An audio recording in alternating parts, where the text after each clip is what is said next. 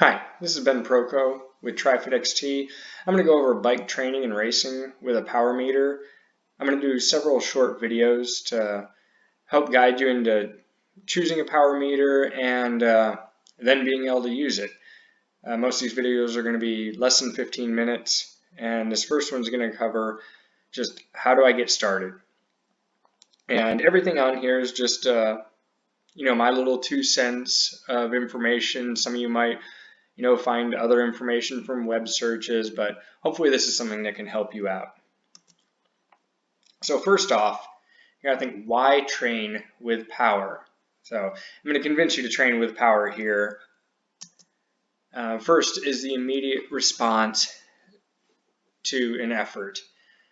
This is great for if you're doing a triathlon on a hilly course. You're gonna get an immediate response or feedback from the power meter to let you know you're going too hard or too easy, but most likely too hard on the beginning of a hill.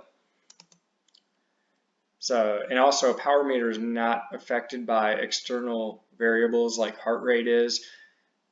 And heart rate's great at showing, like if your heart rate's really messed up that day, you might not be able to hold the same power, but you'll see that power is a little bit more consistent than what heart rate is, where it's affected by heat, caffeine, sleep patterns, cycles of the moon or whatever. It just seems like heart rate can move around anywhere. And I'll show you that here in just a second. And it's also, power is a measurable way to see performance improvements. So I see a lot of people when, I have athletes when they're starting off, be like, man, I averaged 22 miles an hour, and in this race I averaged 21. Well, there's so many factors into that, even to what the distance was inputted by the timer. You really can't go by that at all. I always take results on what speed I have, with a grain of salt. I look at my power data, and then I actually look at how I compare to other athletes that I know who are very consistent. But the power kind of really tells me what I did that day, not the actual speed. So here's a graph, and this just happened to be, it was funny, this is the first graph I pulled off. I took an athlete I knew that would really knock out, they knock out pretty much every interval they do. They really give it a good effort. And also someone I knew who utilizes heart rate as well. So these were polarized intervals. These were 4x8 intervals. They're taxing both the VO2 max and threshold system. So you can see here, his first interval, he holds a power incredibly steady, but yet his heart rate creeps up. For the first minute or two, it takes off, so it hasn't responded at all, essentially. And then it gets up to here a couple minutes in, but then it doesn't really peak until nearly 5 or 6 minutes into the interval. If you were to do this interval based on a heart rate, the heart rate would be down here. So what would you do? You'd up the power even more, but not knowing, because you're not using a power meter, you'd up it even more. So you'd be sitting up here. And then your heart rate would come up a little bit sooner, but then once it got up there, you'd be blowing a gasket, and then it would drop down below here. And then you'd see it drop down, and you'd bring it back up again. So really that whole interval would be shot.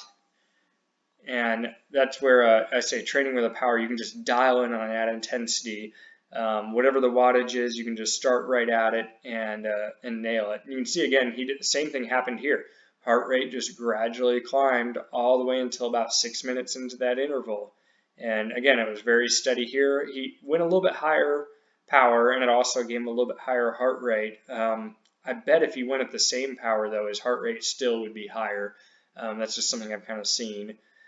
Third interval, got a little bit excited. He was seeing some new power numbers, records that were going to be broken, so he kind of picked it up there, which I'm totally fine with.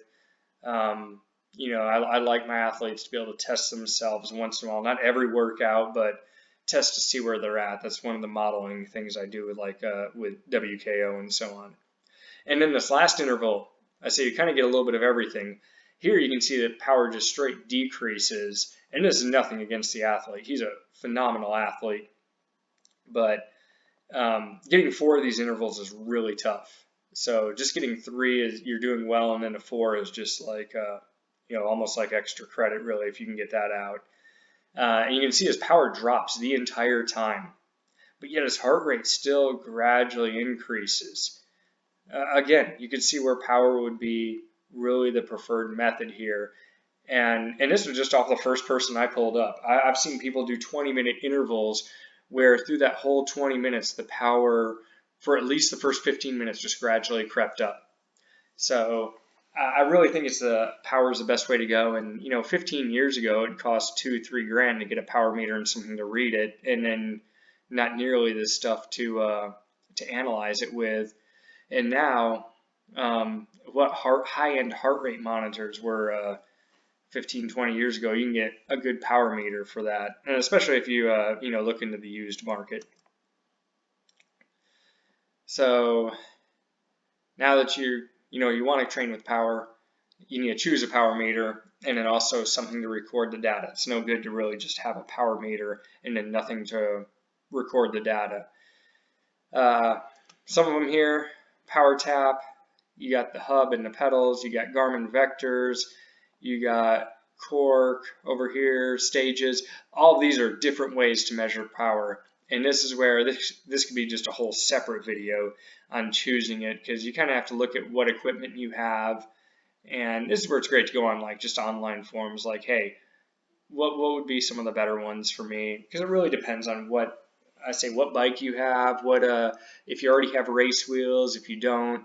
Personally, I use the Power Tap hub. I don't have that up here, but it's built into the wheel, and the reason I like it is I'm very meticulous on my position on the bike, so I can do aerodynamic testing with the Power Tap hub because it's measuring the power really close to the wheel, where the power is actually going into the road, whereas like the pedals, those are great for getting the power coming right off your legs, but there's a little bit more variation by the time it gets to the road. So each have their pros and cons. I think pedals are really, they come a long way in the last couple of years and are really a great tool to utilize. And then also something to read what the data is, whether it's just a head unit here or a watch, or if you want, you can have both. I personally have a watch. I'm in the market for a head unit because it's just nice to be able to look at that as opposed to turning and looking at the watch. All right, now that you got your watch or head unit and the power meter, what do you want to display on there?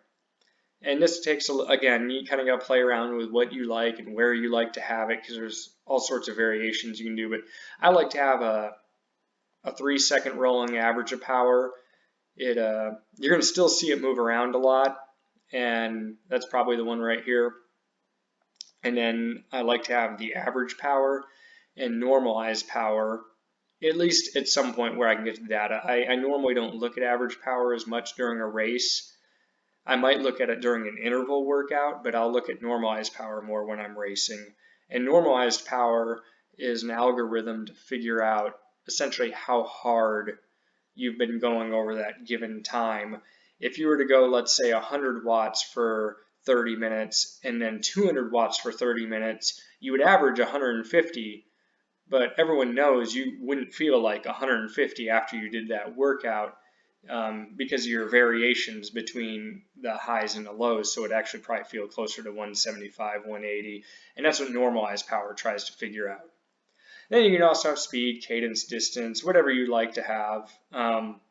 Certain people have different things. This person has heart rate. This person also has, on this one, what power zone they're in. I set up my power zones so I can pretty much memorize them. It just makes life easier for me. So now you got the power meter, you played around with it a little bit.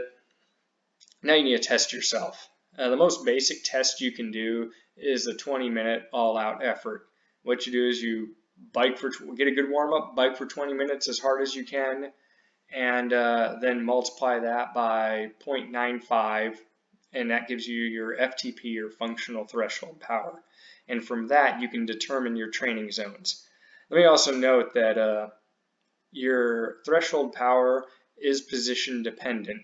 So if you're a triathlete, you really need to test that in the aero position where you're down at least for 90% of that or more in the aero position. You can't do 10 minutes aero, 10 minutes up and call that your FTP. You're going to get inaccurate training zones because sitting up you have a little bit more open hip angle and you're going to be able to produce more power. Other ways you can, some of the more advanced ways of testing, you can do a blood lactate test, VO2 max test, metabolic, and some of the advanced modeling from WKO. What WKO does is it's a program where you feed it various all-out efforts, not just a 20-minute effort, but a 1-minute effort, a 10-second effort, and these are all roughly like if you don't make it for a minute, you make it 55 seconds. It's looking for different, it's testing different areas like your fast twitch muscle fibers versus your endurance slow twitch muscle fibers, and then that's giving you a little bit better estimated FTP. Again, all these ways are estimating your FTP. 20 minutes is a great start, but then as you get going, you can see where it can sometimes have its drawbacks, and where blood lactate and VO2 max can start to, if you get a little bit more serious, these are great metrics. Or you don't want to go super hard for 20 minutes. Blood lactate, when I test people on their blood lactate, a lot are shocked. They're like, well, I'm already at my threshold. Well, we only have to go there for 5 minutes, and I can take a sample and then see like, hey, yeah, you're already past your threshold. It didn't feel hard, probably because you have a higher VO2 max, which also I've tested VO2 max. And then when you look at VO2 max versus where their threshold falls, you can really get some awesome dialed in training with that. So these are more advanced ways. It doesn't mean that it's only for advanced athletes. It's great for beginners to really see where they're at too. But you just want that basic test, that 20-minute all-out test. You'll be able to make some good performance gains just from that itself. Determining your training zones. All right, what you're going to do is you're going to take that FTP number you got now and then determine your training zones based off of that. So you can see this system here, I used a 6-zone system where you have zone 1 through 6. Your threshold falls somewhere in zone 4, and these are more your high intensity intervals. This would be more like a VO2 max zone, anaerobic capacity. I don't use this this particular zone method. I go pretty close to this. I actually divide zone 4 up into zone 4 and zone 5A, and this would actually be zone 5B, and this would be zone 5C. So there's just different ways to do it, and even other athletes, I'll sometimes use a 3-zone system for a little while on them. Some of them I'll use individualized training levels like with WKO4 and WKO5. And then here's an example for someone who had an FTP of 200. And if you look over here, you can just pause it here for a second, but you'll notice that I've rounded some of the numbers. I mean, 2 watts is not going to make a difference whether you go at 112 watts or 110 watts for zone 1. Usually when I'm doing most of my workouts, I'm aiming for the middle of these zones, and it kind of based how I feel. If I'm feeling good, maybe upper middle. If I'm not feeling as great that day, it'll be lower. Like if I was doing a zone 2 workout, I might only go at 120 watts just because I'm tired that day. So that's the end of our first video here. And if you have any questions, just let me know. You can leave a comment here. I mean, this is all kind of new, so leave a comment, hit me up on an email, or go to our Facebook page at TriFitXT, and we'll go from there. And I'll try to address these questions on the next video. And I'll try to have at least one of these a week here for a little while. We have 3 videos I want to initially get out here. Our next video is where do I want to go? So that's going to address like whether you're looking at Ironman, road bike racing, shorter distance triathlon, mountain biking. We're going to cover all those aspects. All right, thanks for joining me. Take care. See you at the next one.